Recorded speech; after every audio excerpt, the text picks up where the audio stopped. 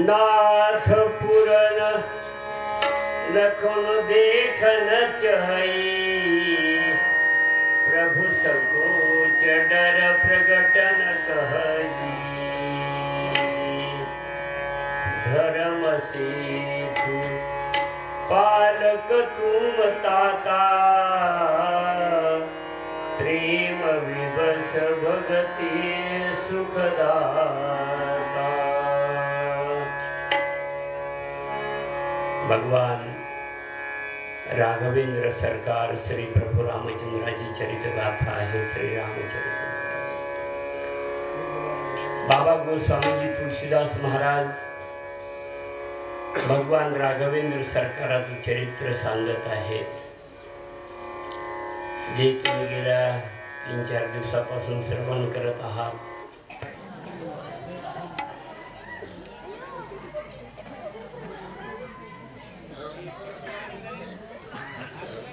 मुनिवरांना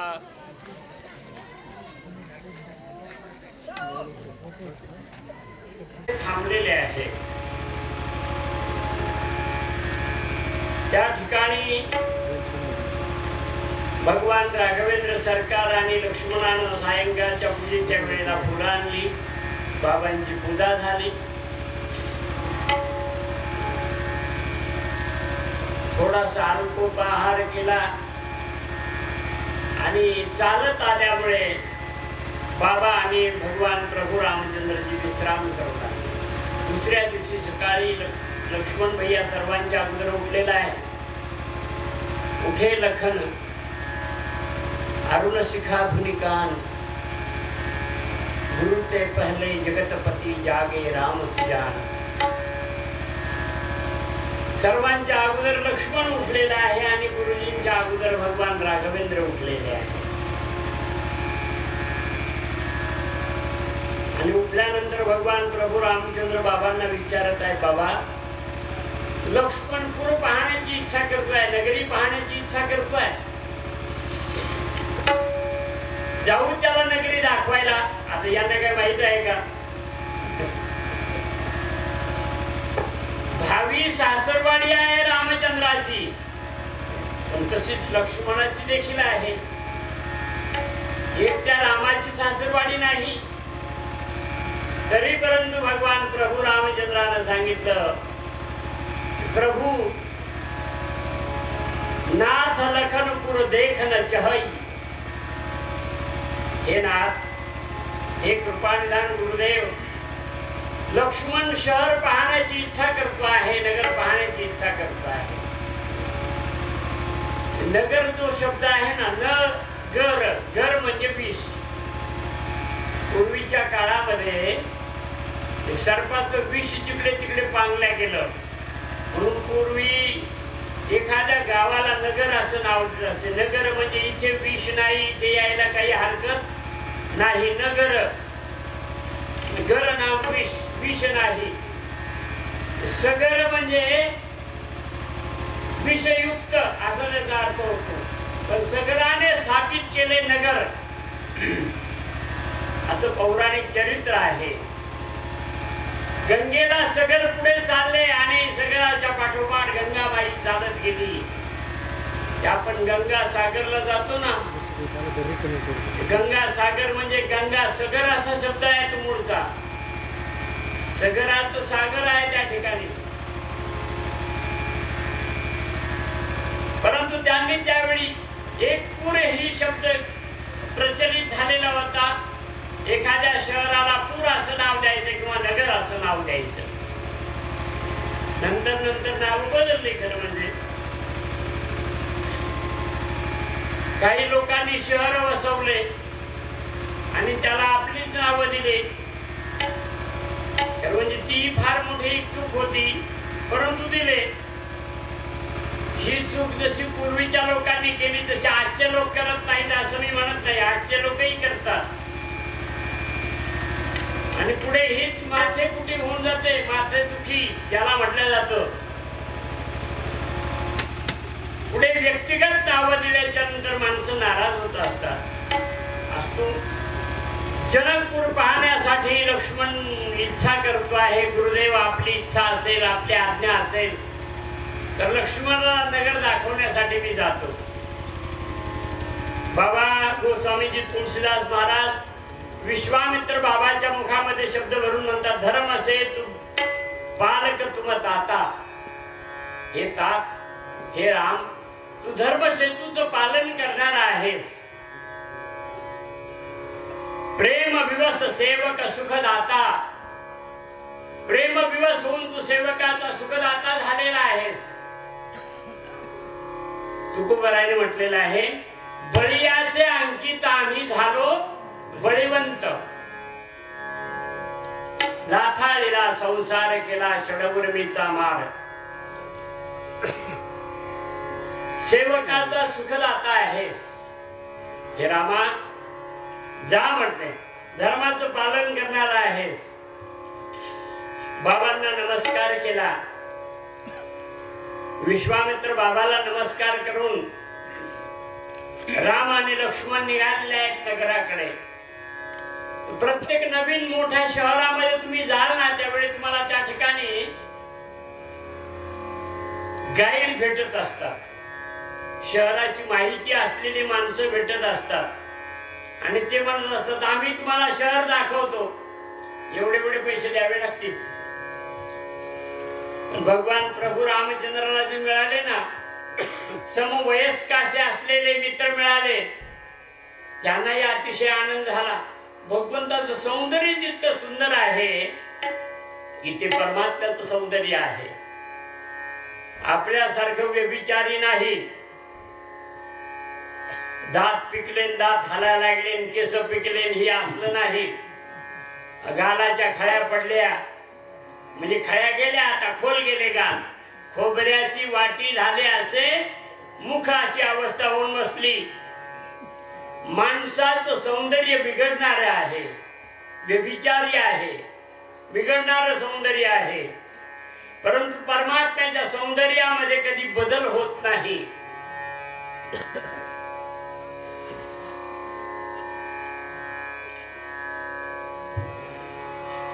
ज्या वेळेला सीतामाई पुष्पवाटिकेमध्ये राघवेंद्राला भेटली होती त्या प्रसंगाला बाबा गोस्वामीजींनी वर्णन केलेलं आहे.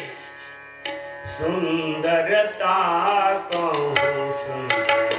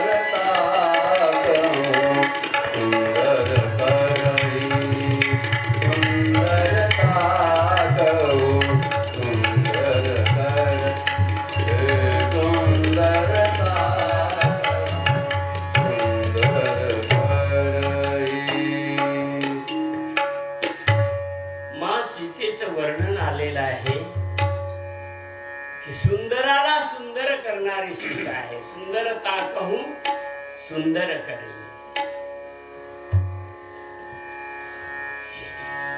छबिगृहातील दीपशिखा म्हणजे जानकी आहे. तद्वत राघवेंद्र देखील आहेत, अतिशय सुंदर आहेत, अति सुंदर आहे. सुंदर माणसाला, चांगल्या माणसाला सोबती ताबडतोब मिळत असतात. खरं समवयस्क असे असलेले गावातील नगरीतील जे ग्वालबाल होते ते सर्व भगवान प्रभू रामचंद्राजवळ गेले. जवळ गेल्यानंतर माणसाची इच्छा असते स्पर्श करावा. एक तर मोठा धीटच होता, त्याने गेला आणि प्रभू रामचंद्राचा हात पकडला. असं सांगितलं, महाराज चला आमच्या बरोबर, राजकुमार आमच्या बरोबर चला, मी तुम्हाला नगर दाखवतो. मी याच गावचा आहे, येथील सर्व माहिती मला आहे, मी तुम्हाला दाखवतो. धावत धावत प्रभू रामचंद्रापाशी गेलेला, हात पकडला प्रभूचा आणि प्रभूला ओढायला लागलेला आहे. भगवान प्रभू रामचंद्राने सांगितलं, अरे जरा मर्यादित राहा. कोणी इकडे ओढेल कोणी तिकडे ओढेल असं काही करू नका. बरेचसे सवंगडी मित्रमंडळी गोळा झाले. भगवान प्रभू रामचंद्र त्यांच्या घोळक्यामध्ये चाललेले आहेत. वेगवेगळे ठिकाण ते दाखवत आहे. जनकाच्या नगरीमध्ये जे प्रेक्षणीय स्थळ आहेत ते सर्व दाखवत आहे. पुष्पवाटिका तर भगवान प्रभू रामचंद्राने कधीच पाहिलेली आहे. सुंदर असलेलं शिव मंदिर दाखवलं, माँ पार्वतीचं मंदिर दाखवलं. नगरीमध्ये जी असलेली सर्व शिल्पकला ते मुलं त्या ठिकाणी प्रभू रामचंद्राला दाखवत आहेत. आणि विधीनं वाटेनं चाललेले असताना रस्त्यावरून चालले असताना झरोख्यातून नगरीच्या पुरवासी यांच्या स्त्रिया त्या ठिकाणी भगवान प्रभू रामचंद्राला पाहत होते आणि प्रत्येक आबला भगवान प्रभू रामचंद्र रस्त्यावर आहे तसा हात करून असं बोट मोडून घेत होता की देवा अरे आमची दृष्टी लागू नये यांना, आमची दृष्ट लागू देऊ नको. हे किती सुकुमार आहे, किती सुंदर आहे. आणि तो सावळा राजकुमार जो आहे ना, आम्हाला कळलेलं आहे हे दशरथाची मुलं आहे, एका चक्रवर्ती सम्राटाची मुलं आहे. अरे राणी एकमेकाला सांगत आहेत म्हणजे हे सखी हे सामान्य नाहीत, विश्वामित्र बाबाच्या मखाची यज्ञाची रखवारी यांनी केलेली आहे. मारीच आणि सुबाहू सारख्या दुष्ट राक्षसांना ज्यांनी मारलेला आहे, सुबाहूला मारलेला आहे. मारीच समुद्राच्या तटावरती जाऊन पडलेला आहे. हे दिसायला अत्यंत कोमल आहे परंतु फार शूरवीर आहे. पहा ना धनुष्यबाण त्यांच्याकडे हातामध्ये किती सुंदर दिसतात. मला एक प्रसंग आठवतो यावरून. भगवान श्रीकृष्ण परमात्मा ज्या वेळेला कौंडण्यपुरामध्ये आले रुक्मिणी स्वयंवराच्या वेळेला, रुक्मिणीनं पत्र पाठवलेलं होतं भगवंताला. रुक्मिणी हुशार होती. रुक्मिणीनं पत्र पाठवलेलं होतं, हे प्रभू एका वाघाचा घास असलेला कोलामध्येच उठलेला आहे आणि कोलाच पळवायच्या मागे आहे. भगवान प्रभू रामचंद्राने रुक्मिणीला पळवलं आणि पळून लग्न केलं. सांगायची आता सोय राहिलेली नाही. खरं म्हणजे आता मुली मुलं पळवायला लागलेले आहेत.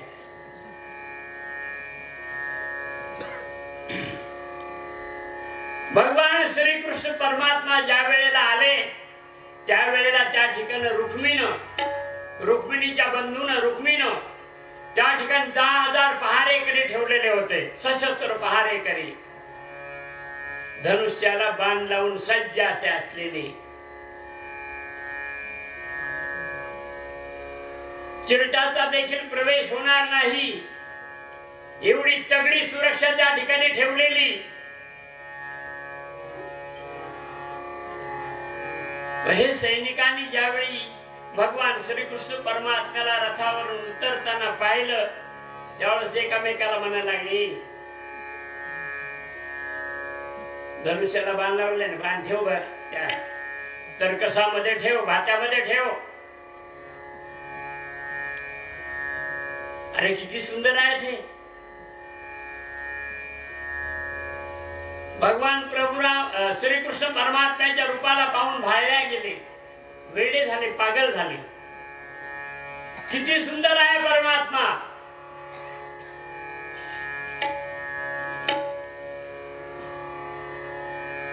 राजाच्याही काही लक्षात येत नाही आणि रुक्मी तर पागलच झालेला आहे. अरे कसला शिशुपाल घेऊन बसलेला आहे.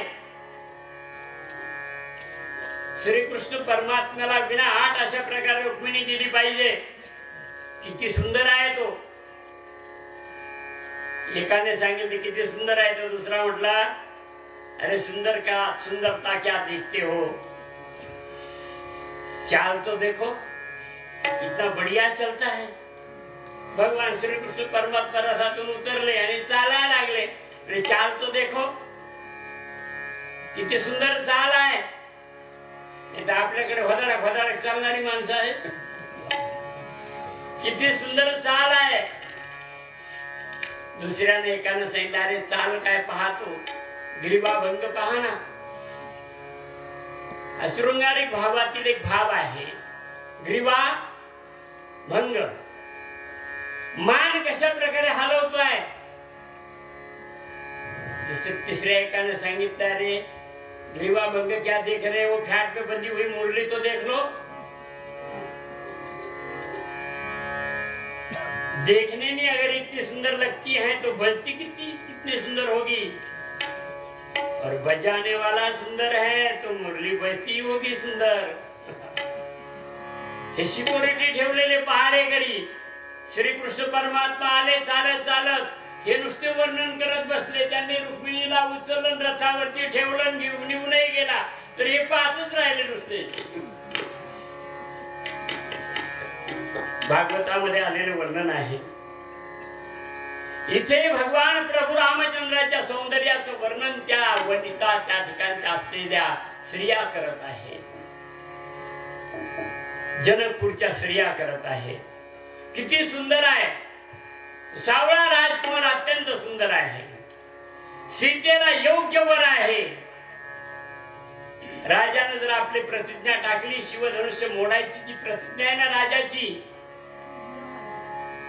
ती जर सोडली आणि सीता रामाला देऊन टाकली तर किती योग चांगला येईल. सासरवाडीला पुन्हा पुन्हा येतील नाही. पुन्हा पुन्हा पाहण्याचा योग आपल्याला प्राप्त होईल. स्त्रिया देखील खूप आनंदी झालेल्या आहेत. पुरुष आनंदी झालेले आहेत.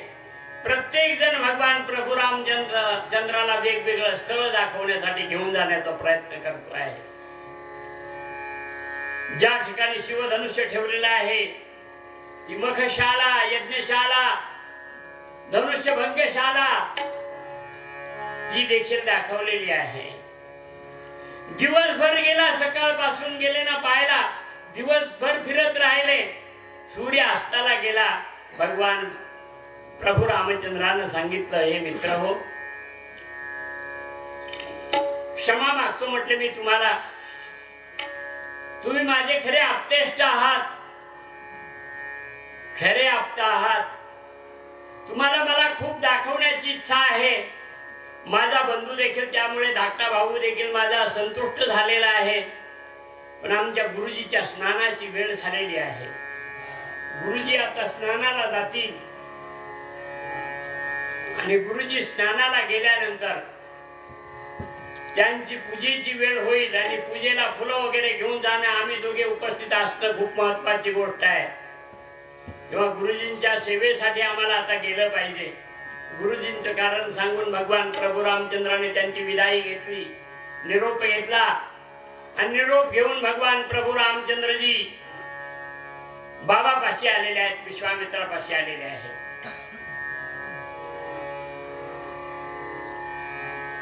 दुसरा प्रतिज्ञेचा दिवस उजडलेला आहे.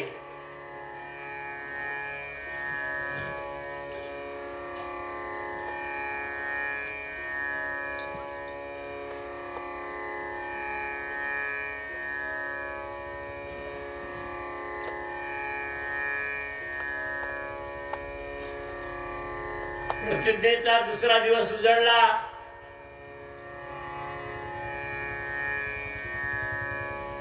की ज्या दिवशी धनुष्याला जो प्रत्यंचा लावील, शिवधनुष्याला, त्याच्या गळ्यामध्ये सीता जयमाळा वरमाला घालील आणि त्याच्याबरोबर सीतेचं स्वयंवर लावल्या जाईल,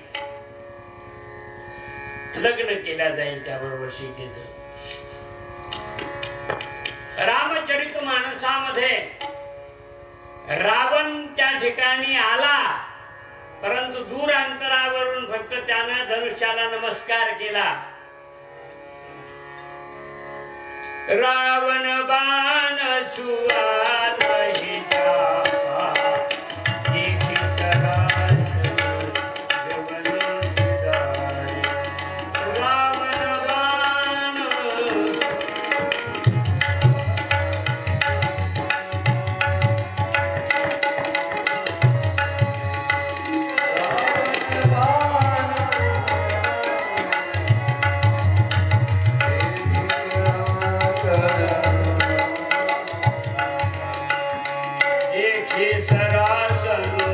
जवन सिधारे.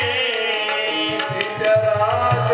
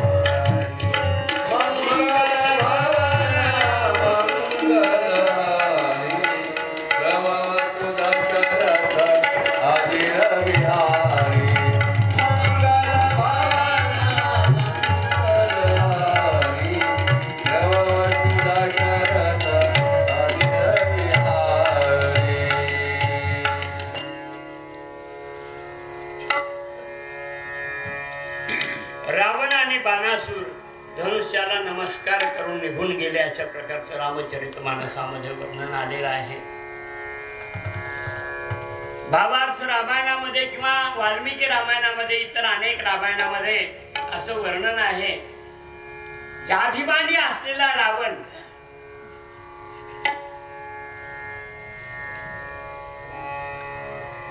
आम्ही लहानपणात वामन भाऊंच्या संगतीत राहिलो. वामन भाऊ असं कधीच रावण शब्दाचा उच्चार त्यांनी कधी केला नाही. ते दशानन म्हणत असायचे. दशानन म्हणायचे, रावण कधी म्हटले नाही. रावण एक शिवभक्त होता. भगवान शंकर परमात्म्याचा उपासक भक्त. इतका श्रेष्ठ उपासक सहस्त्र कमळाने पूजा करायची असताना 10 कमळ कमी पडले. 990 कमळ भरले फक्त पूजेच्या वेळेला. मोजून आणले, अनेक वेळा मोजून आणले होते, तरी 10 कमळ कमी पडले. त्याने एक एक शिर काटून शिर कमळ त्या ठिकाणी समर्पित केलं. आणि आज जे रावणाचं स्तोत्र समाजामध्ये सगळीकडे चाललेलं आहे, ज्याला संपत्ती पाहिजे असेल ना त्याने रावणकृत रावणानं केलेलं हे शिवतांडव स्तोत्र अवश्य वाचावं.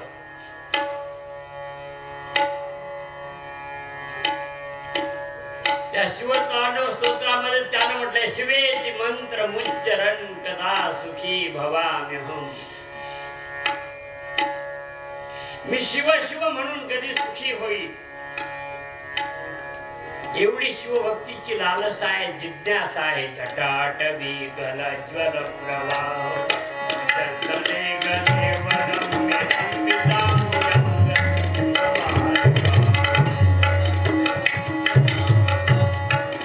अन्वयम कारचंड तांडवम तनोतनस्ति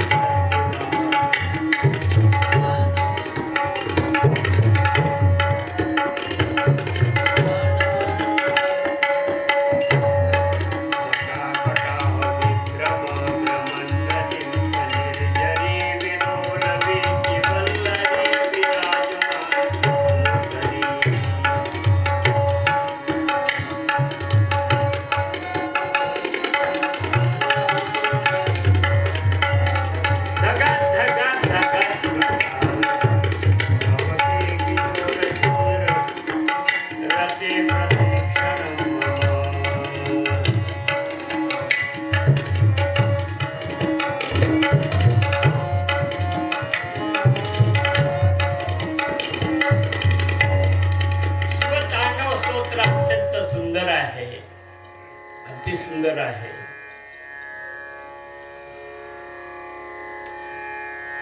दशवक्त्र गीत ज्याला म्हटलं जातं, खरं म्हणजे भाषा समृद्ध करण्यासाठी वेगवेगळ्या महापुरुषांचे हात भाषाशास्त्राला लागलेले पाहायला मिळतात.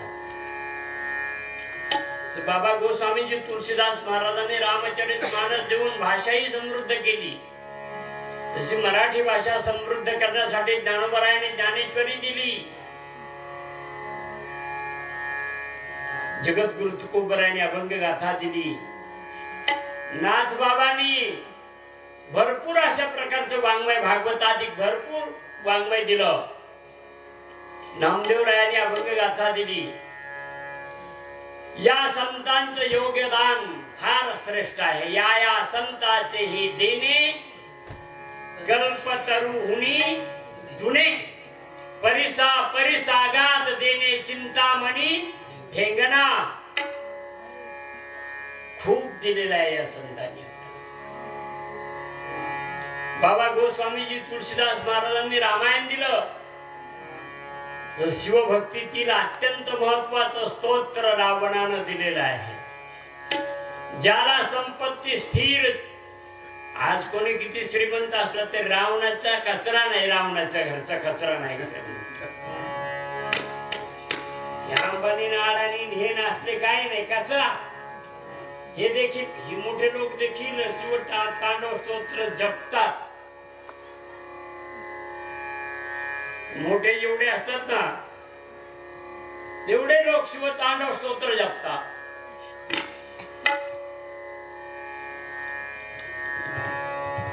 अरे ज्याच्याकडे घर सोन्याचे होते, सोन्याची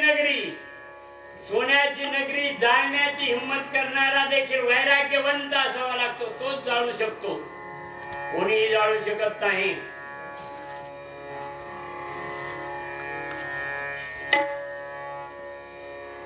ते एखादा लोभी असता तर म्हटलं असतं चला 2-4 विटा तरी घेऊन जाऊ आपण.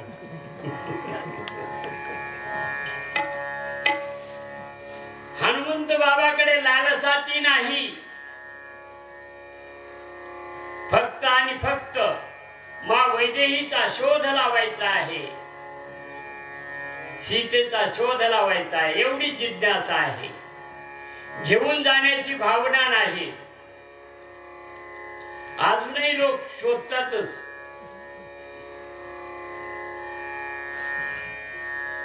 श्रीकृष्ण परमात्म्याची द्वारका कुठे बुडालेली आहे अजून शोधतात काही लोक, अजून काही मिळेल का म्हणून. आपल्याला माहित आहे त्रिची श्रीरंगम पासून जवळ असलेल्या किंवा त्रिची श्रीरंगमच्याच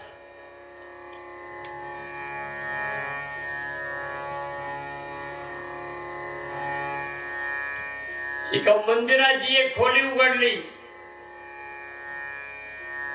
पद्मनाभ मंदिराची एक खोली उघडली. त्यात एवढी संपत्ती निघली की 1 नंबरला असणारे देवस्थान पार फेकल्या गेले, 3ऱ्या-4थ्या नंबरवरती गेले. आम्ही त्याच वेळेला मुद्दाम गेलो, मी खरं म्हणजे पाहण्यासाठी म्हणून पद्मनाभ मंदिर पाहावं. अजून म्हणजे एक खोली उघडायची राहिली पण घाबरत होते बाकीचे लोक. तिथे सिक्युरिटी पोलीस ऑफिसर जरी असायचे ना तरी ते लुंगीवरती असायचे. दर्शनाला जाण्यासाठी प्रत्येक माणसाला सर्व कपडे काढावे लागत असायचे. धोतर फार विकले. पॅन्टीवाले जेवढे लोक आहेत ना तेवढ्याला लुंगी लावूनच जावं लागत होतं आतमध्ये. पॅन्टीवरती जाता येत नसायचे. कमराला बेल्ट बांधायचा नाही.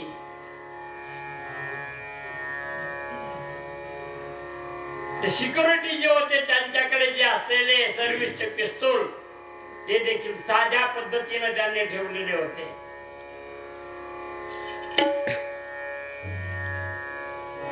जर त्रिची श्रीरंगमच्या मंदिरामध्ये, त्रिचीच्या मंदिरामध्ये, पद्मनाभ मंदिरामध्ये जर एका खोलीत एवढं सोनं आहे, रावणाची तर सगळी लंका सोन्याची. तुकाराम महाराजांनी वर्णन केलेलं आहे, लंके माझी घरे किती ती ऐका, सांग तसे संख्या जैसी तैसी. 5 लक्ष घरे पाषाणाची जेथे, 7 लक्ष तेथे विटाबंदी. कोटी घरे जेथे काश्य आणि तांब्याची, शुद्ध कांचनाची 7 कोटी.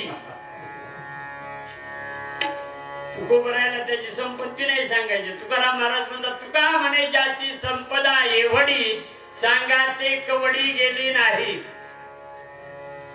एवढी संपत्ती असून त्याच्या बरोबर कवडी गेली नाही, तुमच्या बरोबर काय एवढी जाणार आहे का? काय जाईन बरोबर? पण काही माणसं इतके खोडीचे असतात, ओ कलिया ओ कामिया खर्चला नाही रुका.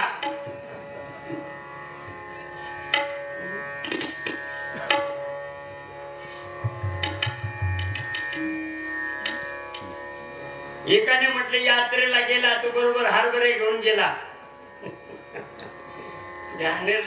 दृष्टांत आहे थोडासा. तसेच हरभरे गिळायचा.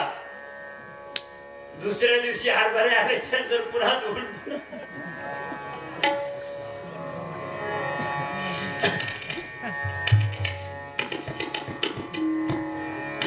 आमच्याकडे पूर्वी लोक कापण्या वगैरे करून न्यायचे, काही दसम्या करून न्यायचे बाजरीच्या, आणि ते 8-8 दिवस तेच खायचे ना, 15-15 दिवस. पंढरपूरला, आळंदीला, पैठणला गेले म्हणजे तेच खायचे, शिळच खायचे. आताच्या माणसाला ते जमणार नाही, अलीकडची माणसं हे जमणार नाही आता. परंतु जुने माणसं जे असायचे ते शिळ बाग खायचे आणि कसं तरी राहायचे. खरं म्हणजे त्यांच्यात प्रतिकार शक्ती फार मोठी होती, काही होत नसायचं त्यांना.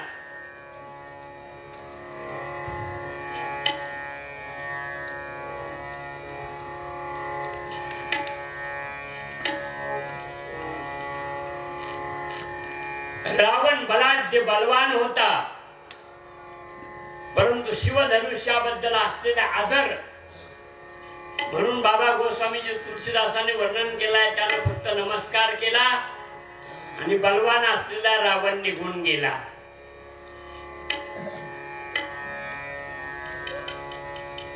आपण जे आरती म्हणतो ना, उत्कट साधोनी शिळा सेतू बांधोनी लिंग देह लंका पूर्वे दोषोनी काम क्रोधाधिक राक्षस मर्दोनी देह हा अहंभाव रावण निपटोनी. मी देह आहे यालाच रावण म्हणतात. त्या आरतीच्या दृष्टीनं माधवदास कोण आहे? माधवदासांनी केलेली ती आरती आहे. हे रामदास स्वामीचे गुरुबंधू माधवदास स्वामी. माधवदास स्वामी आठवना विसर, रामदास तसे माधव दास. माधवदासाची प्रसिद्धी कमी झाली, परंतु माधवदास स्वामी देखील रामदास स्वामीचे गुरुबंधू होते. त्यांनी केलेली आहे रामाची सुंदर अशा प्रकारची असलेली आरती.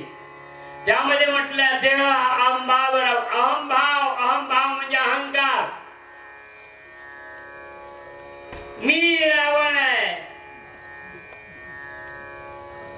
रावणपणाचा असलेला अभिमान, रावणपणाचा असलेला अहंकार, तो अहंकार कसा गप्प बसू देईल म्हणून नाथबाबांनी वर्णन केलेलं आहे. रावणाने धनुष्य उचलण्याचा प्रयत्न केला आणि छातीवर धनुष्य पडलं, रक्ताची गुळणी आली म्हटले त्याला. धनुष्य छातीवर घेऊन पडला. भगवान प्रभू रामचंद्र त्या ठिकाणी उठून आले आणि लाथ मारली, धनुष्याला बाजूला सारलं. ते पायानेच बाजूला सारलं. तेच शिवधनुष्य एकेकाळी सीता घोडा घोडा म्हणून खेळत होती. लहान मुलं घोडा खेळतात, त्या काठी दोन्ही पायाच्या मध्ये घालायची पळायचं. जा घोड्याला दापायचं. अरे घोड्याला नाही, स्वतःला दाबतोय ते. पण ते वय तशा पद्धतीचं आहे. सीता ज्या धनुष्याचा घोडा करत होती ते शिवधनुष्य आता मांडलेलं आहे. अनेक देशोदेशीचे राजे त्या ठिकाणी येऊन बसलेले आहेत, राजकुमार येऊन बसलेले आहेत.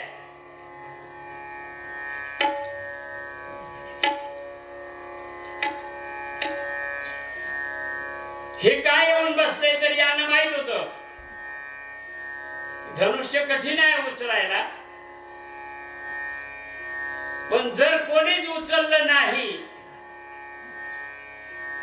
तर जनक महाराज आपल्या प्रतिज्ञेत काहीतरी बदल करतील. सीतेच्या हातामध्ये वरमाळा देतील आणि तुला पसंत पडेल त्या राजकुमाराच्या गळ्यात घाल म्हणून सांगतील, आणि कदाचित त्याच्यात आपला नंबर लागेल. म्हणून येऊन बसलेले होते सगळे, अनेक जण येऊन बसलेले.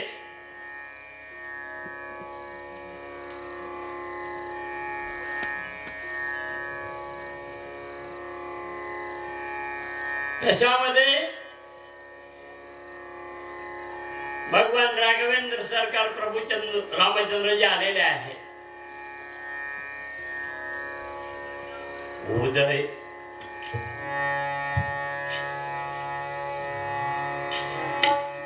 उदित उदय चल मंच पर रघुवीर बाल पतंग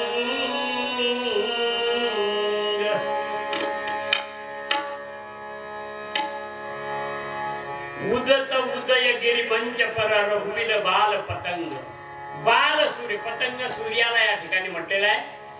जसा पूर्व दिशेकडून डोंगराच्या आडून सूर्य उगवतो त्याप्रमाणे भगवान प्रभू रामचंद्रजी त्या मंचावरती चढत असताना भगवान प्रभू रामचंद्राचा चेहरा सर्वांनी पाहिलेला आहे.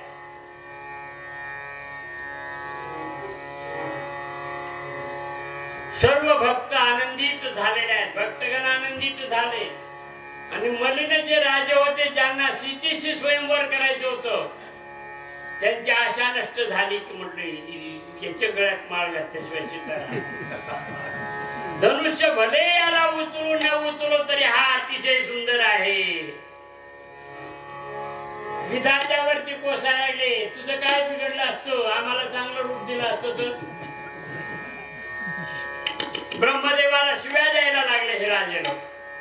अरे राजा झालो परंतु सौंदर्य नाही मिळालं. हे रामाला एक वनवासी आणि तापसी असा असलेला राम, त्याला किती सुंदर सौंदर्य मिळालेलं आहे. समोर विश्वामित्र बाबा चाललेले आहेत, पाठीमागे राम आहे, त्यांच्या पाठीमागे लक्ष्मण भैया आहे. मंचावरती आल्याबरोबर टाळ्याचा कडकडाट झालेला आहे. सर्व लोकांनी टाळ्या वाजवल्या, त्या ठिकाणी बसलेल्या आनंदित झाले. सर हर्ष झालेला आहे, सर्वांना अतिशय आनंद झालेला आहे.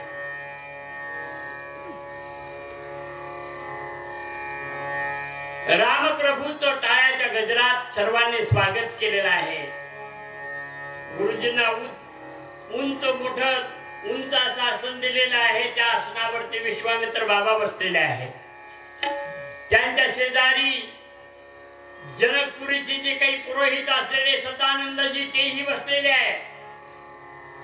भगवान प्रभू रामचंद्र बाबांच्या चरणापाशी बसलेले आहे. एका बाजूने लक्ष्मण आहे आणि एका बाजूने भगवान प्रभू रामचंद्रजी आहे. त्या वेळेला सीता छोटी आहे, बाल आहे. पूर्वीच्या काळात कन्येचा विवाह होत असायचा. आता कन्या म्हणायचं आहे परंतु कन्या राहिलेली नसते.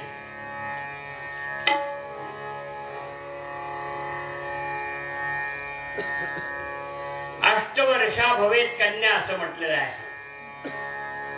8 वर्षाच्या वयापर्यंत कन्या. आपल्याकडे 1 ते 5 वर्षाची बालावस्था समजल्या जाते. 6 ते 10 वर्षापर्यंतची पौगंड्य अवस्था आणि 11 ते 15 वर्षाची अवस्था म्हणजे किशोर अवस्था. 16 ते 20 वर्षाची अवस्था म्हणजे त्याला तारुण्य असं म्हटलं जातं. नंतर कौमारम यौवनम जरा असं जे म्हटलेलं आहे त्या पुढच्या अवस्था आहे. भगवान राघवेंद्र सरकार प्रभू रामचंद्रजी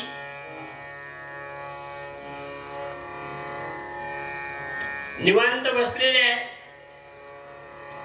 सर्व राजे लोक त्यांच्याकडे पाहत आहेत. ते बाकी गुरुजींच्या चरणाकडे पाहत आहेत की हेच चरण मला गोड असा आशीर्वाद देतील.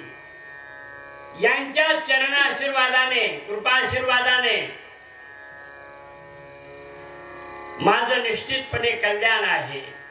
म्हणजे एकटक गुरुजींच्या चरणाकडे पाहत आहेत आणि गुरुजींचं चिंतन करत आहेत. सीतेची त्या वेळेला तयारी सुरू झालेली आहे. आता आपण पाहतो ना, नवरदेव खरं म्हणजे परण्या निघतो ना आपल्याकडे. मी पुष्कळ लोकांना सांगतो परण्या लवकर काढीत जा म्हणजे नाचणारे कंटाळून जातील. उन्हाचं किती वेळ नाचतील, बहुतेक दुपारच्या वेळेत लग्न असतात. 10 वाजता जर परण्या काढला ना, तुम्ही 12:30चं लग्न नाही 12 वाजताच परत घेऊन येतील. नाचून नाचून कंटाळतील ना. असं त्यातले त्यात असं कडक ऊन असावं. कडक उन्हात तर त्यांचं काही चालणार नाही. आणि मग तो नवरदेव मिरवून आल्याच्या नंतर तो दारात येऊन उभा राहत असतो आणि त्या वेळेला नवरीला मेकअप करायला घेऊन जात असतात. तिथला ब्राह्मण सांगत असतो, मामा लवकर मुलीला घेऊन. अरे मुलगी गेली मेकअप करायला तिकडे, आता कधी येणार? मेकअप झाल्याशिवाय नाही. आणि मेकअप वाले फार हुशार, ते पहिल्यापासून तयारी करतील. एक हात मारला की पुन्हा पुसून काढतील, पुन्हा दुसरा हात, तिसरा हात. हे कलर केल्यासारखंच आहे. नाही अजून आपलं स्वयंवर होणार आहे म्हणून. मी कालही सांगितलं होतं, विश्वामित्र बाबांच्याकडून रामाला कुठल्याही प्रकारची कल्पना नाही, फक्त स्वयंवर पाहण्यासाठी जायचं आहे. धनुष्यभंगाचा प्रकार आपल्याला पाहायचा आहे. राजा जनकाकडून निमंत्रण नाही. ज्याचं स्वयंवर आहे, ज्याच्याशी सीता विवाह करणार आहे, त्याला निमंत्रण देखील नाही. सीतेची सुंदर तयारी चाललेली आहे. सोहन वलतन सुंदर सारी, सोहन वलतन सुंदर सारी, सोहन वलतन सुंदर सारी,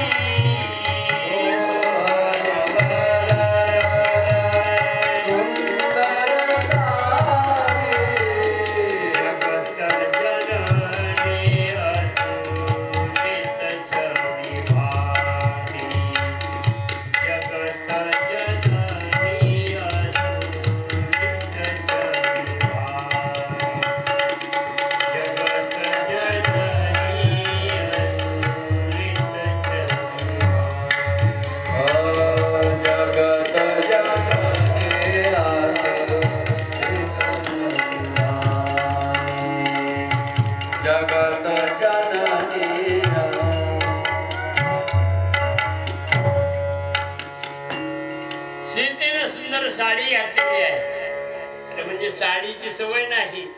सीता अत्यंत कोमल आहे.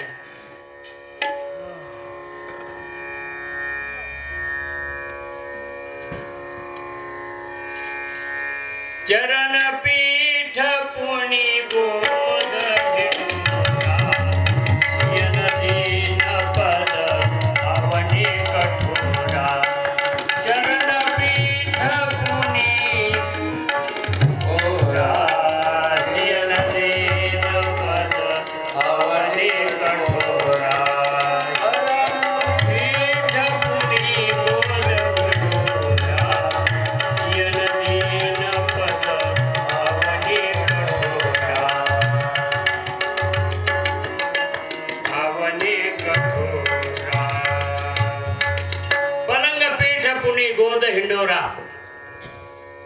सियन दीन पद आवनी कठोरा.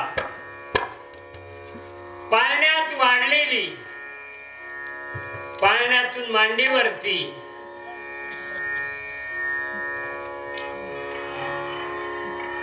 मांडीवरून निघाली ती मेण्यामध्ये. सीतेला कुठे जायचं असेल तर पूर्वी मेण्यामध्ये बसून सीता जात असायची. पलंग पीठ पुनी गोद हिंडोरा. कधी पाठीवरती, कधी मांडीवरती, तर कधी पाळण्यामध्ये. असा सीतामाईचा प्रवास आहे. सियन दीन पद आवडी कठोरा. कठोर भूमीवरती पाय सीतेने कधी ठेवलेला नाही. अशी असलेली अत्यंत सकुमार सीता, त्या सकुमार सीतेनं आजही ती मेण्यात बसून आलेली आहे. मंचावरती पाय ठेवते आहे. सुंदर साडी घातली. सोहन वलतन सुंदर सारी. जगत जननी आतुलित छबी भारी. सीतामाईनं सुंदर साडी घातलेली आहे. सुंदर शरीरावरती सुंदर साडी आहे. जगत जननी आहे सीता, जगाची आई आहे. आतुलित छबी भारी, तिची सुंदर छबी आहे. अशा अवस्थेमध्ये सीता आल्याच्या नंतर काही विचारूच नका. सीतेला पाहिल्याच्या नंतर इतकी सुंदर होती सीता, खरं म्हणजे सीतामाईला लोकांनी पाहिलंच नाही. कुंभ भरला ना, त्या कुंभामध्ये एक बंजारीन गेली माळा विकायला त्या ठिकाणी. तिचे फोटो लोकांनी जे काढायला सुरुवात केली, जे कॅमेरे, तिचे माळाच नको देणार लोक. ती माळा विकायला गेलेली बद्रीनाथला वगैरे गेल्याच्या नंतर हिमालयात जे साधू राहतात ना, किती तपस्वी त्यागी असतात. अरे राख अंगाला लावून राहणं सोपी गोष्ट नाही. तुम्हाला दररोज सेव करावं असं वाटतंय, सुंदर दिसावं असं वाटतं, स्नो पावडर करता. अरे राख लावणं काय सोपं आहे? तिथे ते बसलेले असतात ना, ते जटा कधी तेल आहे का कंगवा आहे का काय आहे, त्यांना जटा नाही व्हायची तर काय होईल? जटा चिकटवलेले नाहीत त्यांनी, जटा झालेला आहे. आणि चिकटवलं तरी तुमच्या बापाचं काय गेलं? हे जे लोक काय म्हणतात ना, साधूनी जटा चिकटीले, जटा खऱ्या नाहीत, जटा खऱ्या नाहीत, मग तू खऱ्या राख, राखून बघ ना. अरे एवढा त्याग आहे त्यांचा. आम्ही इंदोरला ज्ञानेश्वरी पारायण प्रथम केलं. पहिलं पारायण ज्ञानेश्वरी पारायण माझ्या हातचं होतं. आम्ही पारायणाला बसत असायचो. सकाळी सकाळी 10-5 साधू त्या ठिकाणी येत असायचे, नाथ संप्रदायाचे. ते आपलं बसायची धुनी वगैरे एक लावलेली होती, आणि त्या ठिकाणी सकाळी सकाळी माल वगैरे तयार करायचा, चिलमेत भरायचा, आणि मग मी आपलं ज्ञानेश्वरी पारायणाला म्हणून जात असत. त्यांच्या जवळ गेलं म्हणजे, महाराज जी पधारिये, महाराज जी पधारिये, तुम तो हमारे हो.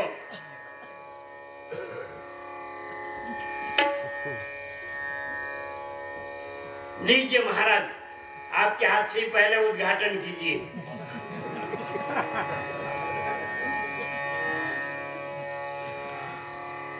तुम्ही त्या महात्म्याला सांगितलं, महाराज जी पीना तो छोड़ दीजिए, मैं तो इसे छूता ही नहीं हूं. बोले क्यों नहीं छूते हो, इसमें क्या दोष है? एका साधूने सांगितलं, नयन का तारा कलेजे का अंजन, गांजा नहीं निरंजन.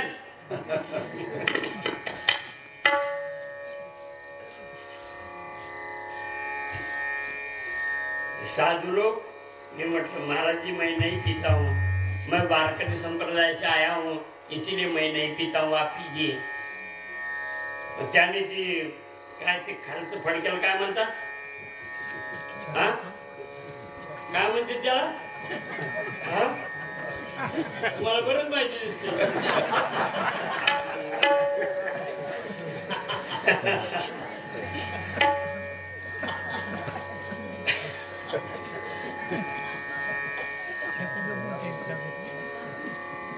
त्याने असं सुरू केलं, बम भोले टेकड़ी वाले कैलाश का राजा, दम लगाने आजा, चिलिम भरा है ताजा, दम लगाने आजा, दुडुम दुडुम दुडुम. आणि काही जेवत नाही, तो गांजा ओढते, तसं पोट खाली गेलं असतं, पोट आत गेले असते. माझ्या समोर एकदा एक माणूस जेवायला बसला होता, अर्ध्या जेवणानंतर त्याला ढेकर आला, दूर निघाला. म्हणलं आतून पेटलाय की काय? दूर कसा निघाला म्हणले, तो त्याला सवय म्हणते, त्याच्यामुळे दूर निघाला असेल. दूर आतमध्ये त्याच्या साठलेला होता.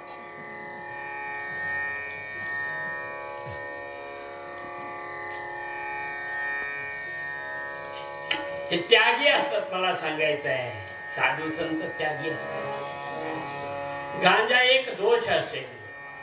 हिमालयाच्या ठिकाणी महाकवी कालिदासाने हिमालयाचं वर्णन केलेलं आहे. अस्ति उत्तरक्षाम दिशि देवतात्मा, हिमालयो नाम नगाधिराजः, पूर्वा पर्वतोय निधिं वगाह्य, सित पृथ्व्या इव मानदंडः.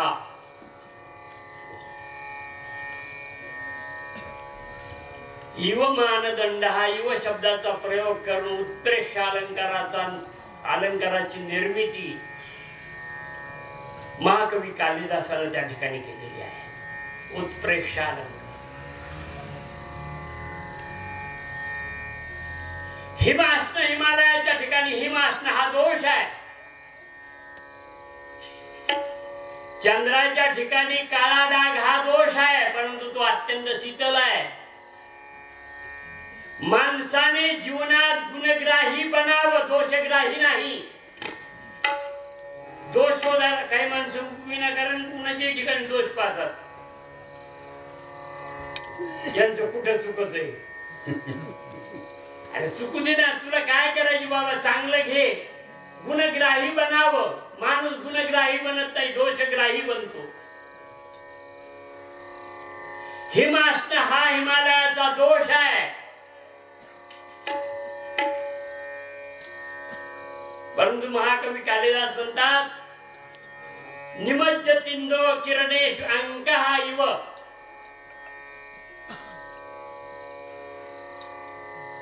काळा डाग हा जरी दोष असेल तरी शीतल किरणामध्ये तो बावळला जातो, तो समाप्त होतो. जसं माणसाच्या ठिकाणी एक दोष आहे आणि अनेक गुण आहेत, अनेक गुण समूहामध्ये एक दोष मावळला जात असतो. तुमच्या ठिकाणी गुण एकच आहे आणि दोषच जास्त आहेत, तर मग पंचायत आहे थोडीशी. हिमालयाचं गोड वर्णन त्याने केलेलं आहे. भगवान प्रभू रामचंद्र त्या ठिकाणी बसलेले आहेत आणि वैदेही त्या ठिकाणी आलेली आहे, सीता आलेली आहे. सीता अत्यंत शीतळ अशा प्रकारची आहे. सीता जी आहे ना अत्यंत शीतल आहे. भगवान प्रभू रामचंद्र ज्ञान घन आहेत. सीताराम या दोन शब्दामध्ये 108 स्वरवर्ण येतात. 108 स्वरवर्ण येतात. राधा कृष्ण या शब्दामध्ये 108 स्वरवर्ण येतात. म्हणून आम्ही 108 मण्याची माळ कंठामध्ये धारण करतो. सीता अत्यंत शीतल आहे. मी सांगितलं होतं पहिला कधीतरी, राम शब्दामध्ये रकार, आकार आणि मकार हे 3 आहेत. रकारो अग्निमूलम शात असं म्हटलंय. रकार हा अग्निमूलक आहे, आकार सूर्यमूलक आहे आणि मकार चंद्रमूलक आहे. रकारातील अग्नी जीवाचं पाप नाहीस करतो आणि आकारातील तमसोमाग ज्योतिर्गमय म्हणणारा मंत्र त्याला ज्ञान देतो. आकाराने त्याला ज्ञानाची प्राप्ती होते आणि मकाराने त्याच्या जीवनामध्ये शांती येते. अशांत माणूस काही करू शकत नाही. अशांतस्य कुतः सुखम, गीता सांगते, अशांत माणसाला सुख मिळत नाही. उलट शांत माणसाला सुख मिळतं. मी अनेक वेळा काल परवाही सांगितलं, शांताकारम भुजगशयनम पद्मनाभम सुरेशम. शांताकारम म्हणून भुजगशयनम. कोबरा सर्प आहे 10 आकड्यावाला, त्याच्यावरती विष्णू भगवान झोपतात निवांत. सर्पाची भीती त्याला नाही आणि सर्पही गरुडाला पाहून पळून जात नाही. नंतर गरुडाची सर्पाची फार मैत्री आहे. परस्पर जमत नाही. मोराचं आणि सर्पाचंही जमत नाही. गरुडाचं सर्पाचं जमत नाही. नंदीचं आणि वाघाचं जमत नाही. पार्वतीचं वाहन आहे वाघ आणि शंकराचं वाहन आहे नंदी. परस्पर विरोधी धर्मातले सगळे आहेत ते. शंकराच्या अंगावर आहेत सर्प. कार्तिक स्वामीचं वाहन आहे मोर. गणपतीचं वाहन आहे उंदीर. उंदराचं सर्पाचं फार प्रेम. हे परस्पर विरोधी धर्म असे असलेले सगळे जवळ केले आणि सर्वांना एकत्रित केलं. आनंदी आनंद अशा प्रकारचा आहे. बघा तुम्ही कसं परस्पर विरोधी सगळं आहे. परस्पर विरोधी पण सगळे एकत्रित राहतात की नाही. एक परिवार आहे. एक परिवार जर आहे तर सर्वांना एकत्रित राहिलंच पाहिजे, काही असलं तरी राहिलं पाहिजे आणि परिवाराला संघटित केलं पाहिजे, परिवार एकत्रित आणला पाहिजे। ही जिम्मेदारी जशी भगवान शंकर परमात्म्याची आहे तशी तुमची माझी पण आपली सर्वांची जिम्मेदारी आहे। मी सांगत होतो की महावैरी ही अत्यंत शीतल अशा प्रकारची आहे आणि शीतल त्या ठिकाणी सीतामाई आल्याच्या नंतर सर्व राजे लोक अशांत झाले। जे रामनामाचा जप करणारे होते ते सर्व शांत झाले आणि राम विरोधी जेवढे होते तेवढे अशांत झाले सीतेला पाहिल्याच्या नंतर। सगळ्यांच्या डोक्यात काय होतं की रामाला सीता मिळेल, सगळ्यांच्या डोक्याचा विषय आहे रामाला सीता मिळेल। म्हणून सर्वजण त्या ठिकाणी भगवान राघवेंद्र सरकार प्रभू रामचंद्राजवळ आलेले आहेत। दूरवरून प्रभूला पाहत आहे। त्याच वेळेला महाराजा जनक पुढे आले आणि त्यांनी एक घोषणा केली, नृपभुज बलु बिनु शिव धरुरा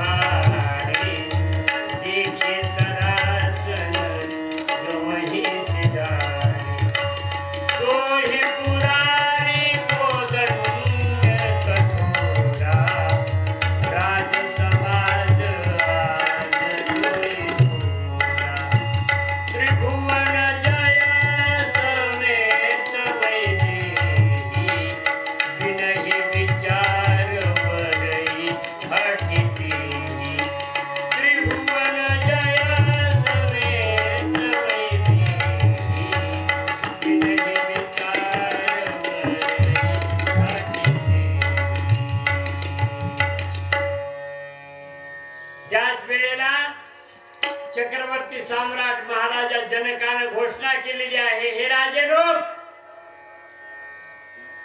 तुमचं भुजबल म्हणजे श्रेष्ठ जरी असेल तरी शिवधनु राहू आहे।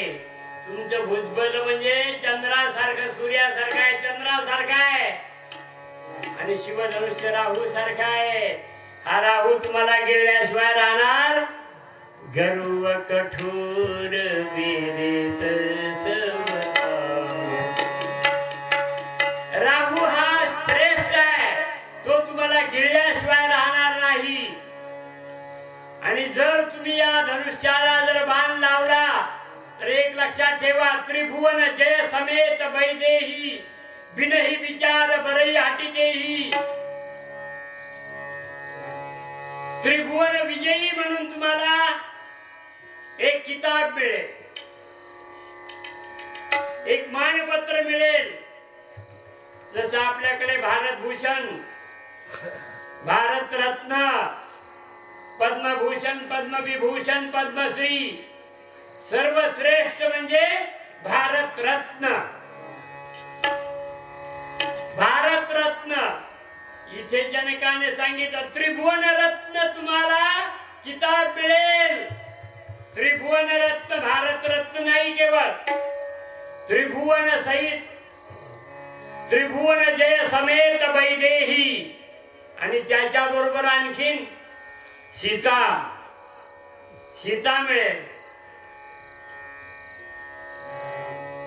बिनही विचार बरई वटितेही, सीतामाई कोणता विचार करणार नाही। तुमची इच्छा असो किंवा नसो तरी सीता तुमच्या गळ्यामध्ये वरमाळा घातल्या विना राहणार नाही।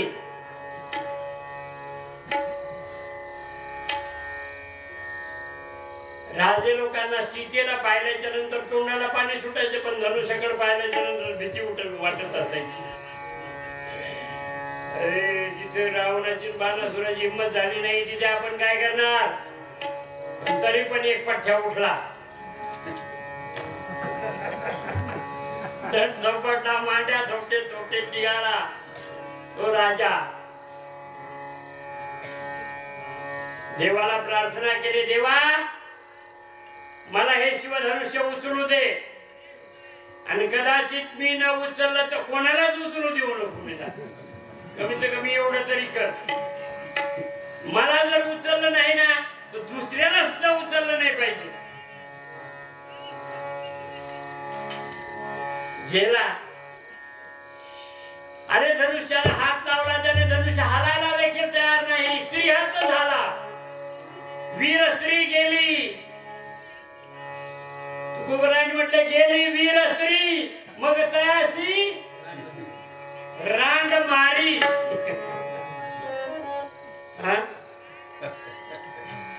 राजपुतातल्या ज्या राजपुती ज्या स्त्रिया असायच्या ना, त्या नवरा युद्धाला गेल्याच्या नंतर जाताना ओवाळत नसायच्या, परत आल्यानंतर ओवाळायच्या, पण अगोदर पाठ चेक करायच्या. पाठीवर घाव आहे का कुठे म्हणून. पाठीवर घाव असलं तर लाथ मारायची, नाही तर घराच्या बाहेर टाकून जा युद्धाला. हे सामान्य वीर नव्हत्या. ज्यावेळी उदयसिंह महाराजांचा अकबराचं युद्ध झालं त्यावेळेला 30,000 स्त्रियांनी चित्तोडगडच्या किल्ल्यामध्ये जौहर व्रत केलं, विषपान करून टाकलं. कोणी अग्नीमध्ये समाविष्ट झालं. चित्तोडचा किल्ला भयंकर मोठा आहे. तुम्ही जर चित्तोड पाहिला असेल तर तुमच्या लक्षात येईल. विशाल किल्ला आहे चित्तोडचा. 30,000 स्त्रियांनी एका वेळेला जौहर व्रत केलं. अनेक राजे लोक श्रीहात होऊन गेले, असे अनेक राजे लोक गेले, कोणाला धनुष्य उचललं ना. मग आपसात त्यांनी विचार केला सगळ्या राजांनी, चला म्हणजे सगळे मिळून उचलू. अरे सगळे मिळून उचलू, पण सीतेने पण कोणाच्या मंगळात माळ घालायची, वंचित आहे की नाही. तरी परंतु गेले. बाबा गोस्वामीजी तुलसीदास महाराज म्हणतात, भूप सहज एकही बारा लगे उठावून करईन तारा. भूप सहज एकही बारा लगे उठावून करईन तारा. तगैर समुद्रा धनु कैसे गामी वचन अति मन कैसे. सब मुख भये जो रूपवासी जैसे बिनु विराग सन्यासी. भूप सहज एकहि बारा लगे उठावन चलई तारा.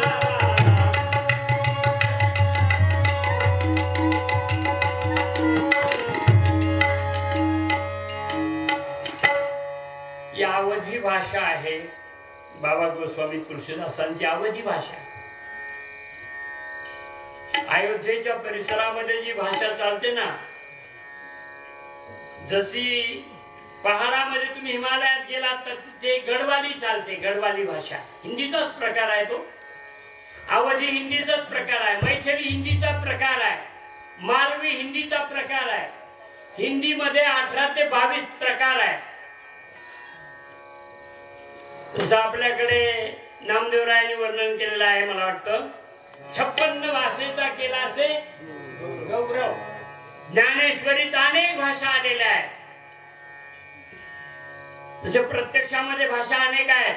भूप सह सदस्य 10,000 सगळे राजे लोक उठले. 10,000 राजे लोक उठले. सगळ्यांनी मिळून धनुष्य उचलायचा प्रयत्न केला.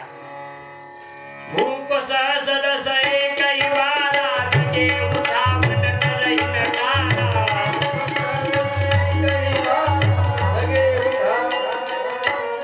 हे 10,000 राजे लोक उचलायचा प्रयत्न करायला लागले, पण तसूभर देखील धनुष्य हललं नाही. आणि सगळे परत आले आणि येऊन खाली बसले.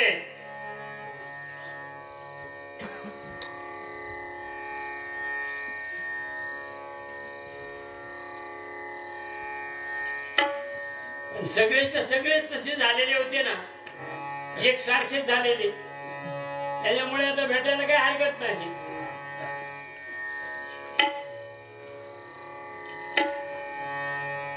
सगळे एक सारखे असल्यानंतर घाबरायचं काही कारण नाही. हम भी नकटे तुम भी नकटे. सगळे एक सारखेच लागले. त्यामुळे कोणी कोणाला घाबरायचं काही कारण नाही. हे नसल उचलला जाऊ दे आपण सगळ्यांनी उचलून पाहिलं तरी उचललं नाही म्हणलं. धनुष्य चिकटवलंय म्हणले. खाली चिकटवला दिसतंय. खाली चिकटवलंय. काहीतरी प्रकार वेगळा आहे. जनक लबाड आहे. श्रीहत भये हारी ही राजा बैठे निज निज दाई समाजा. आपल्या समाजामध्ये जाऊन श्रीहत झालेले राजे सगळे गपचूप जाऊन बसलेले आहेत.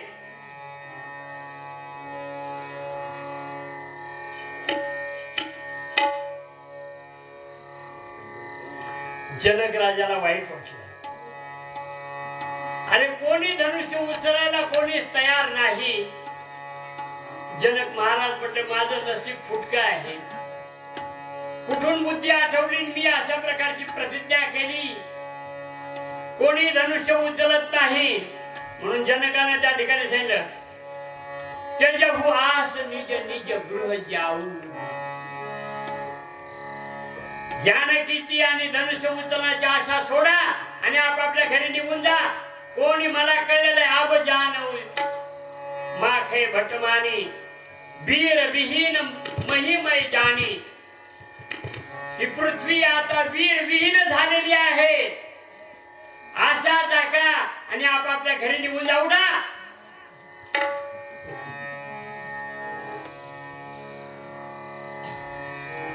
अबजनी को भाके मठमानी वीर विहीन महिमय जानी. त्याचे वास निज निज गृह जाऊ लिखान विधी वैदेही विवाहू.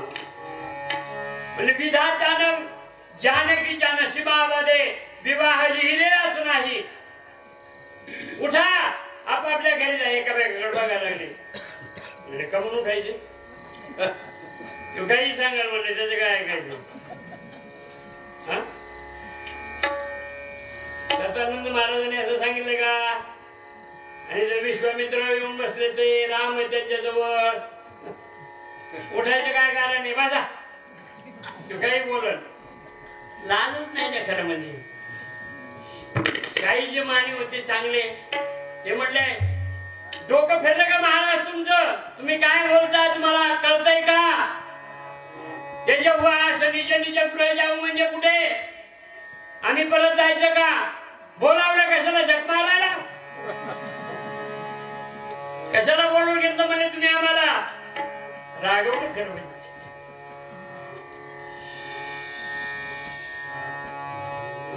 ज्यावेळेस राजाने सांगितलं त्याच्या आस निज निज गृह जाऊ. त्यावेळी लक्ष्मण नाग आहे. नागाच्या शेपटी उपाय पडल्याच्या नंतर शेषावतार आहे. असं रागाने उठ फडफड फडफड फडफड कापायला लागले. उठून उभा राहिला एकदम. लक्ष्मण सांगितलं हे म्हाताऱ्या तुला काही कळतं का म्हटले. अरे आम्ही रघुवंशी आहोत त्या ठिकाणी. या बाबांना विचार म्हटले. यांचा धनुष्य यज्ञ कडेला जात नव्हता. यांचा यज्ञ कडेला जात नव्हता. तो मारीच आणि सुबाहुला तर एका बाणात रघुवीराने मारलेला आहे. आणि रघुवंशी ज्या ठिकाणी आहे त्या ठिकाणी असे अनुचित वचन बोलतो म्हटले काही लाज वाटत नाही. जनकावरच बिघडलं लक्ष्मण. फाड फाड फाड फाड फाड बोलायला लागलं. ओठ फडफड कापत येते. एकदम रागच अनावर झाला. एकदम बीपी वाढला एकदम लक्ष्मणाचा. भगवान प्रभू रामचंद्र डोळ्यात लक्ष्मणाला सांगितलं बस खाली बस. त्याने सांगितलं तुझं धनुष्य अरे एका मिनिटात तोडून टाकतो म्हटले. कंदुकैव ब्रह्मांड उठावं म्हणले. चेंडू उचलल्यासारख्या ब्रह्मांडाला उचलेल.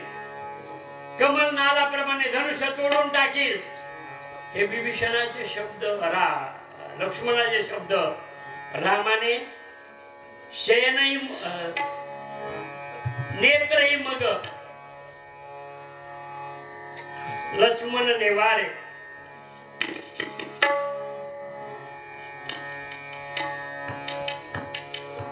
नेत्राने ऐका फक्त लखन सकोप वचन जे बोले डगमगा आणि माहिती कजडोले.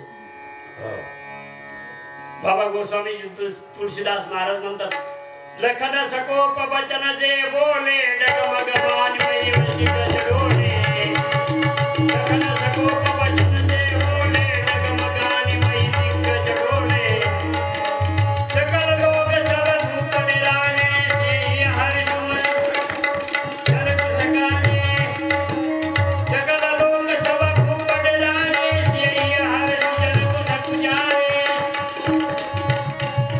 गुरु रघुपति सब मुनि मन माही अमृत भये पुनि पुनि पुन गाही.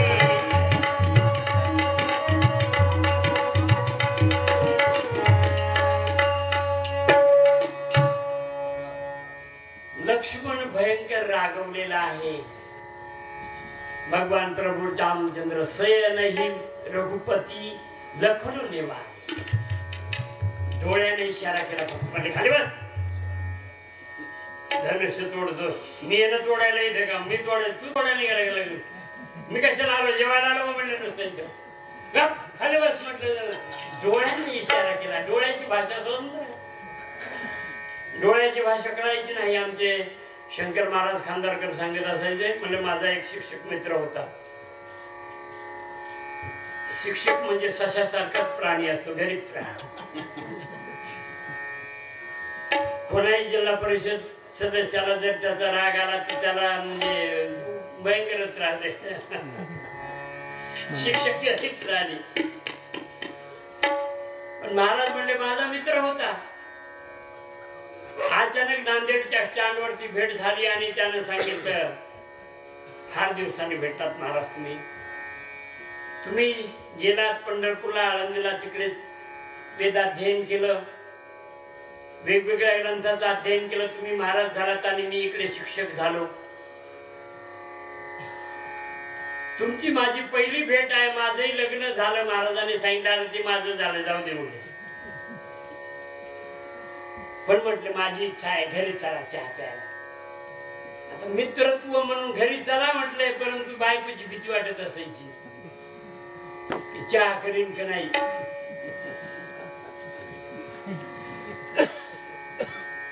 महाराजांना घरी घेऊन गेला. त्या बाईने महाराजांना पाहिलं. नंतर असं पाहिलं नवऱ्याकडे नसतं.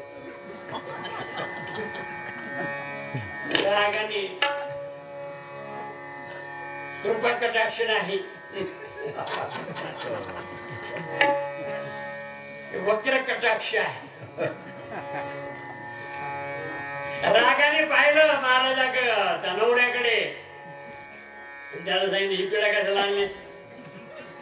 बोल. डोळ्याची भाषा. याला भाषा कळली. तिला काय म्हणायचं आहे ते त्याला कळलं. पण प्रेमाचा संबंध, बालपणाचे मित्र, पहिलीपासून एकाच वर्गात शिकलेली, मॅट्रिक पर्यंत एकाच वर्गात.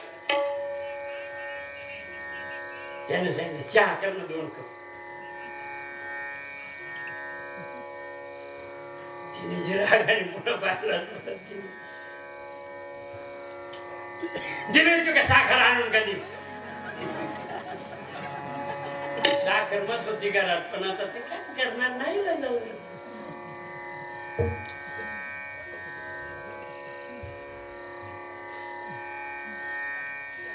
आता जाऊन आणतो. त्यानं साखर आणली. चहा कर. लिंबू सुद्धा नाही माझ्याकडे. सरबत केला असतं. चहा करायला पत्ती कुठे आहे? पुन्हा दुकानात पळाला. दुकानावरून पत्ती आणली. कराता चहा.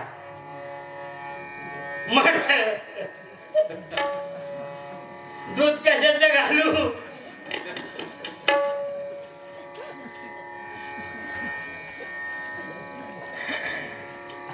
महाराज म्हणले अरे जाऊ दे म्हणले. मला पावला तुझा चहा. म्हणजे नको मला चहा. महाराज म्हटले मी तसा निघून गेलो.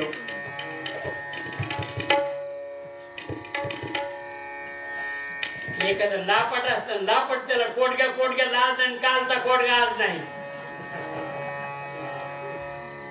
त्याला नाईलाज होतो त्याचा.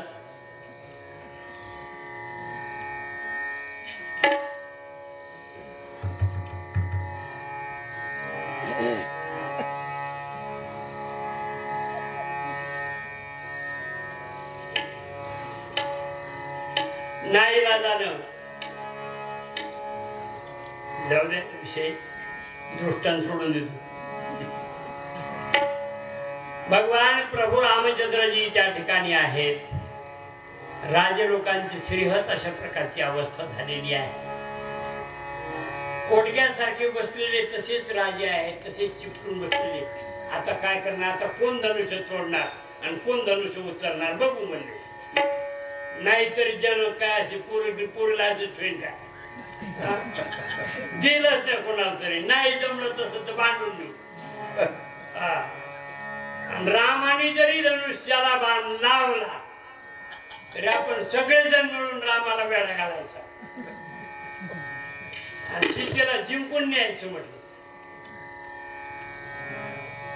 हे सगळे असे बावळट राजे त्या ठिकाणी वेगवेगळा विचार करत होते. त्याच वेळेला अनेक जण इशारा करत होते की भगवान प्रभू रामचंद्रजी आपण उठा. लक्ष्मणाला भगवंतानी खाली बसवलं पण भगवान देखील उठले नाहीत. कारण गुरुजींची आज्ञा नाही. गुरुजी जिथपर्यंत उठायला सांगत नाहीत तिथपर्यंत उठायचं नाही.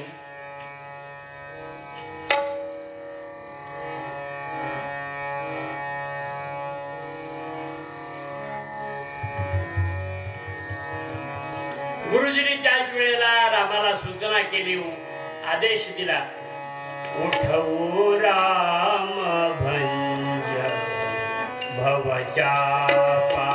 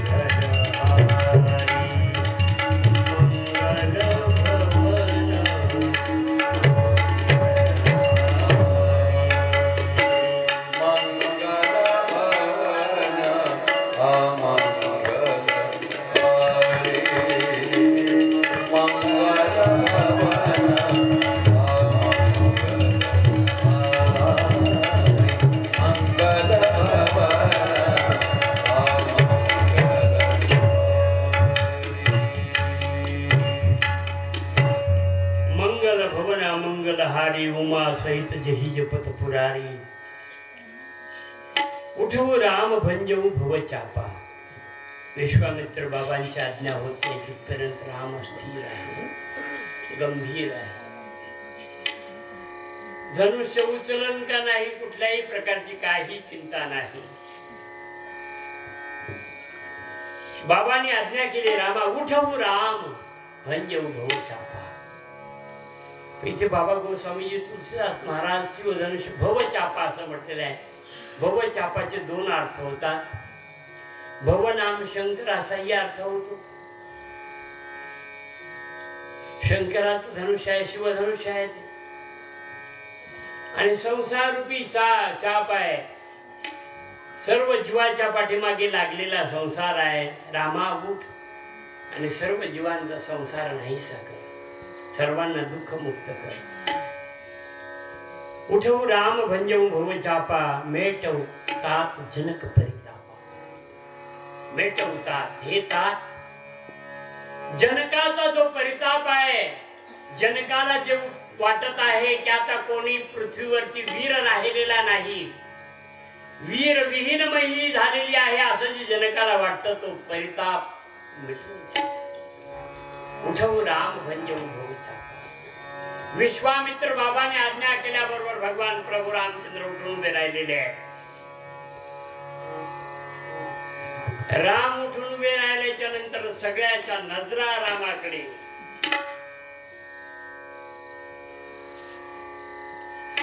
राम एक आहे तर हजारो डोळे, हजारो डोळे आज रामाकडे लागलेले आहेत.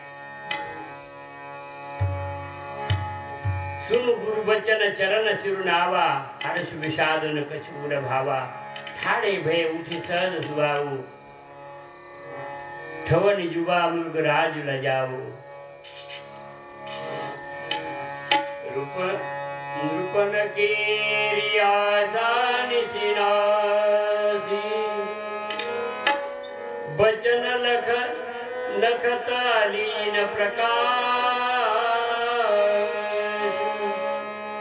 उदता उदयगिरी मंच पर, रघुबीर बाल पतंग, विकसे संत सरोज सब, हरसे लोचन भृंग. उदत उदयगिरी मंच पर भगवान प्रभू रामचंद्र उभे राहिलेले आहेत. सर्वांना अतिशय आनंद झालेला आहे.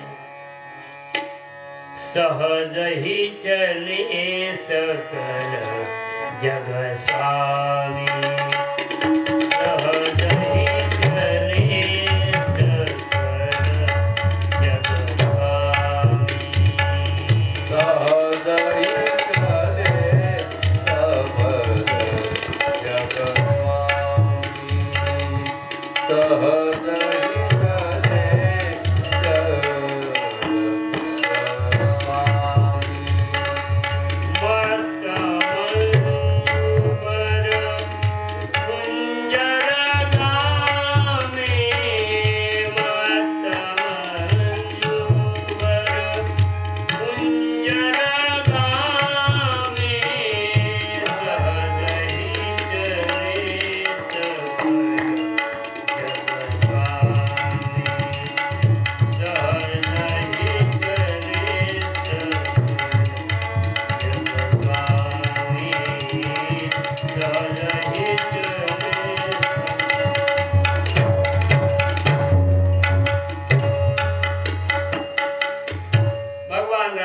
सरकार सहज चाललेले आहे.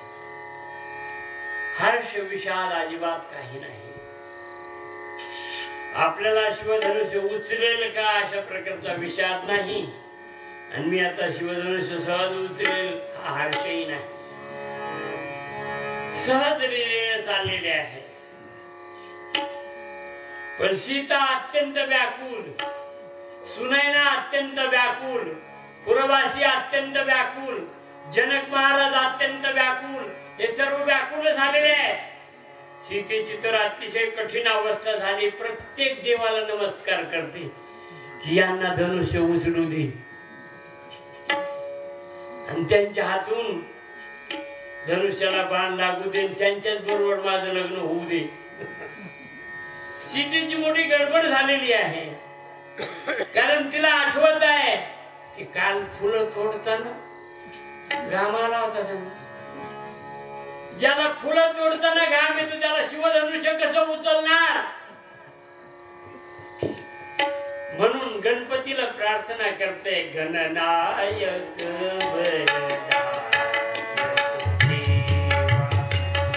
गणनायक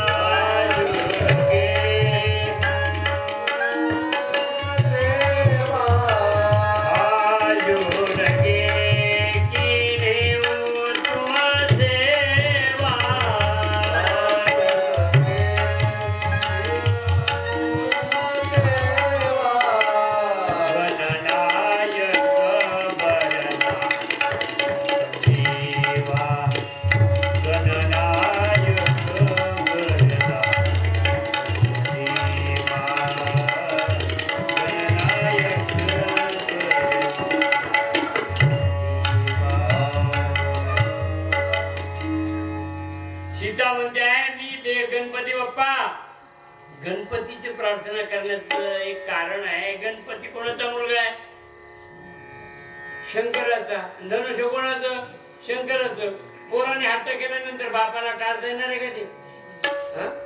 म्हातारे बापाला कसं टाळता येईल? पोराचा हट्ट आहे.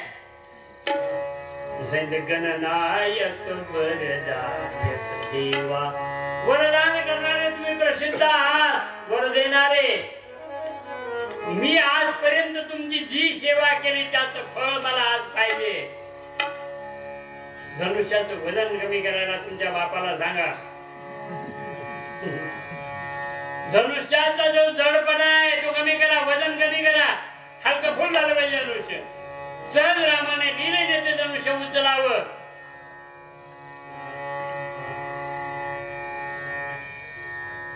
इकडे तिकडे पाहते, पुन्हा कालची लक्षात आठवण येते.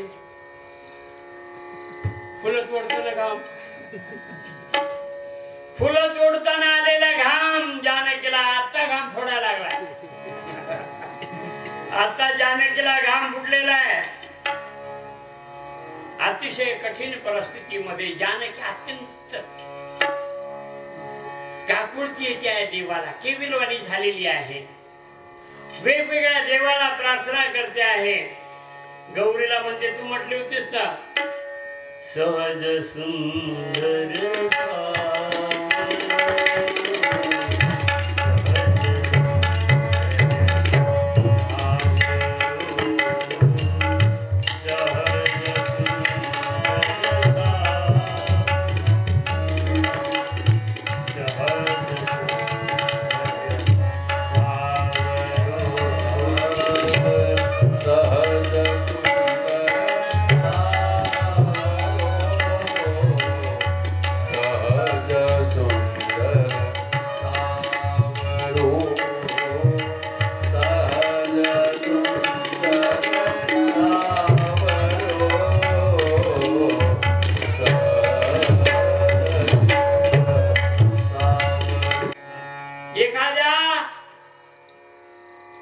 सिंहासारखे भगवान प्रभू रामचंद्र धनुष्यापाशी गेलेले आहे. मंचावरती धनुष्य मांडलेलं आहे. त्याला हार फुलं वगैरे वाहिलेले आहेत. भगवान प्रभू रामचंद्राने प्रथम धनुष्याला नमस्कार केला. शिवधनुष्य आहे. भगवान शंकर परमात्म्याला नमस्कार केला की प्रभू मी आता तुमचं धनुष्य उचलणार आहे. काय घडेल मला ठाऊक नाही, पण मी आता उचलणार आहे. सर्व आकुल झालेले काय घडते काय घडते, काय होईल काय होईल. अशात भगवान प्रभू रामचंद्राने उजवा हात पुढे केला आणि लिहिलेला धनुष्य धरला. असं उचललं, सहज उचललं. धनुष्य उचलल्यानंतर त्याची प्रत्यांच्या दोरी खेचायला सुरुवात केली. दोरी कानापर्यंत खेचायची आहे. खेचत असताना धनुष्याचे 2 तुकडे झाले. ते क्षण राम मध्य धनु तोरा भरे भुवन धुनी घोर कठोरा.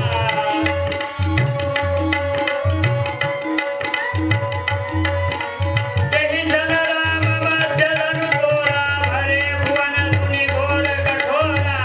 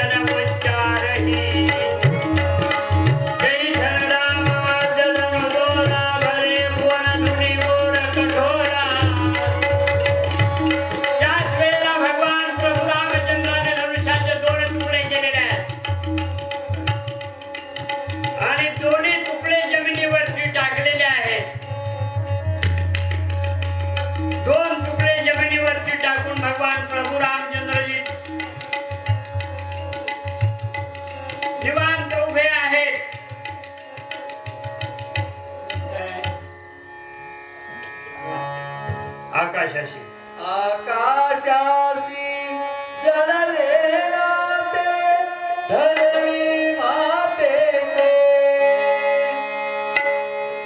स्वयंवर झाले सीतेचे स्वयंवर झाले सीतेचे स्वयंवर झाले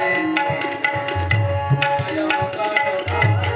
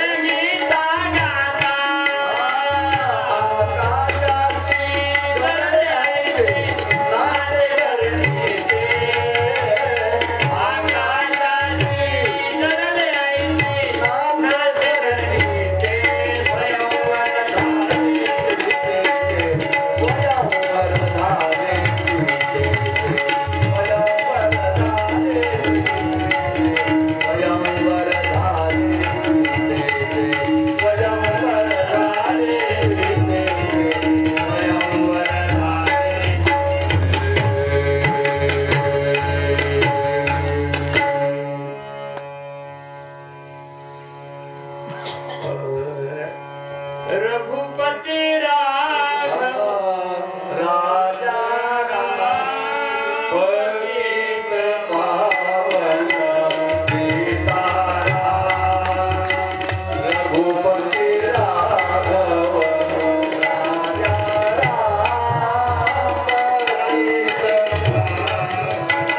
पतित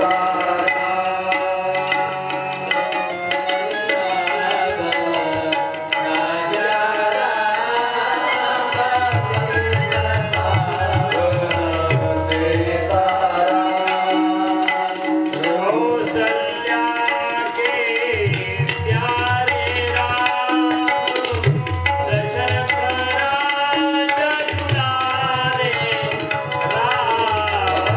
रघुपते राघव राजा राम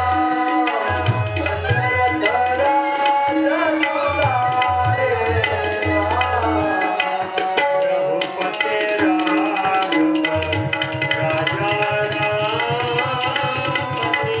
पावन सीताराम रघुपति राघव राजा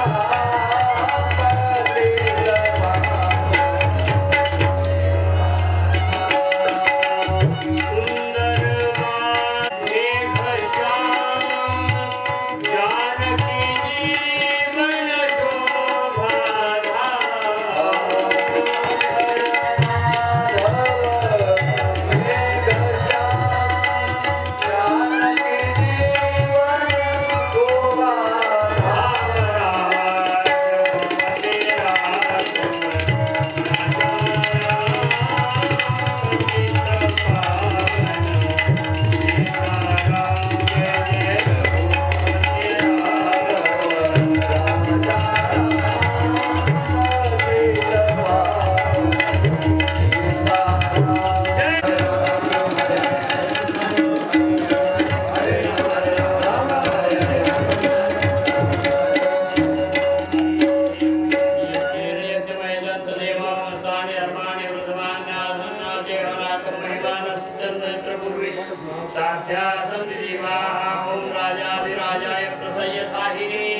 नमो वयं वै श्रवणाय कुर्महे समे कामान् कामकामाय मह्यं कामेश्वरो वै श्रवणो ददातु कुबेराय वै श्रवणाय महाराजाय नमः ओम स्वस्ति साम्राज्यं भोज्यं स्वराज्यं वैराज्यं पारमेष्ठ्यं राज्यं महाराज्यमाधिपत्यमयं समन्वयमर्यायिष्या सार्वभौम सार्वायुष्यां दादापराधात् पृथ्वी समुद्रपर्यन्ताय एकराडिदितदप्य श्लोको विहितो मरुतश्चावसन्कुले आविष्टश्च कामत्रिक्ष विश्वे देवा सभासदैते ओम एकदन्ताय विद्महे वक्रतुण्डाय धीमहि तन्नो दन्ति प्रचोदयात् ओम सच्चिदानन्दाय विद्महे पूर्णब्रह्माय धीमहि तन्नो सद्गुरु प्रचोदयात् ओम तत्पुरुषाय विद्महे महादेवाय धीमहि तन्नो रुद्र प्रचोदयात् नमः पार्वतीपते